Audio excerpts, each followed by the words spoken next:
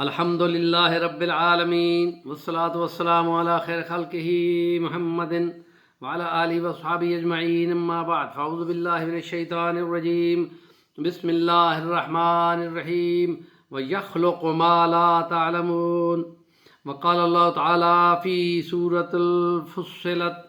سنریہم آیاتنا فی الآفاق وفی انفسہم حتی یتبین لہم انہ الحق اولم یکف بربک انہ علی کل شیء شہید۔ صدق اللہ العظیم۔ رب اشرح لی صدری ویسر لی امری واحلل عقدۃ من لسانی یفقہوا قولی۔ 10 نومبر عالمی سائنس کا دن ہے، اور جو آیات کریمہ آپ کے سامنے تلاوت کی ہیں ان کا تعلق بعین ہی سائنس کے ساتھ ہے، اور سورۃ نحل 14ویں پارے میں خدا فرماتا ہے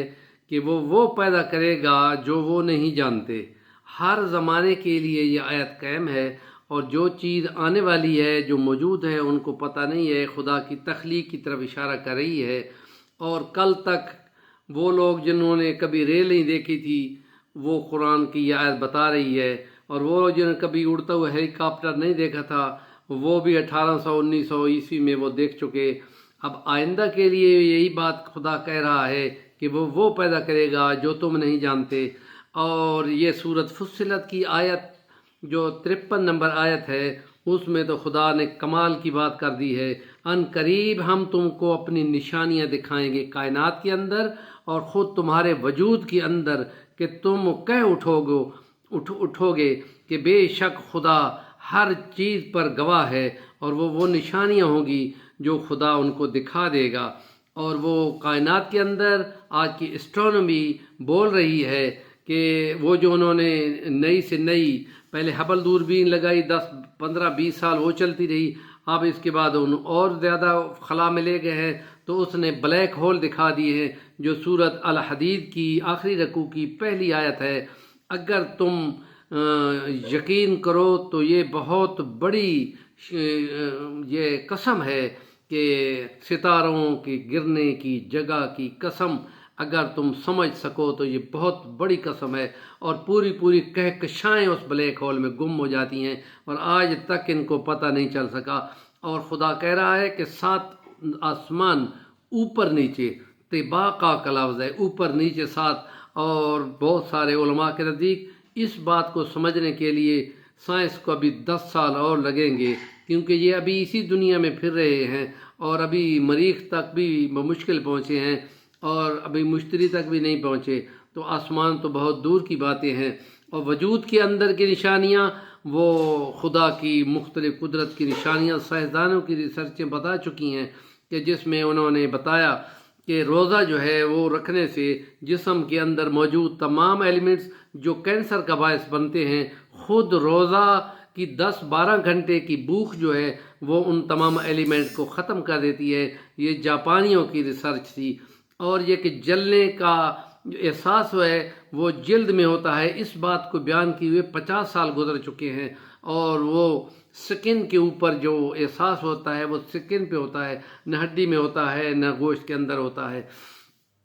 اور بے شمار ایسی چیزیں، یہ کرونا 2019 کے اندر جا کر یہ چیز دریافت ہوئی کہ اگر وہ وائرس جو لوگوں میں پھیل چکا تھا، اگر اس کے جو خون کے ایلیمنٹ ہیں وہ الگ الگ کر دیے جائیں تو اس صحت مند کے ایلیمنٹ اگر اس میں دوسرے بیمار کے اندر وہ سوئی انجیکشن کے ذریعے لگائے جاتے ہیں تو وہ اس سے صحت مند ہو جاتے ہیں۔ اور اسی جدید سائنس کے ذریعے سے خدمت کی جا رہی ہے، اور یہ پاکستانیوں نے یہ چیز نکالی تھی کہ خون کا پلازما لگا کر انہوں نے لوگوں کو صحت مند کیا، اور بہت بڑی بات تھی۔ اس کے ساتھ بہت بے شمار اور ایسی چیزیں ہیں جو یہ سائنس کا دور ہے، اس سائنس کے ذریعے سے ایٹمی تابکاری بھی ہوتی ہے، لیکن اس کے ذریعے سے بیماریاں بھی ختم کی جا رہی ہیں، اور مختلف آبزرویشنیں جو کائنات کے اندر ہیں وہ دیکھنے سے بھی خدا کی قدرت کے نظارے ہوتے ہیں۔ 1990 میں ڈاکٹر خالد صاحب نے جو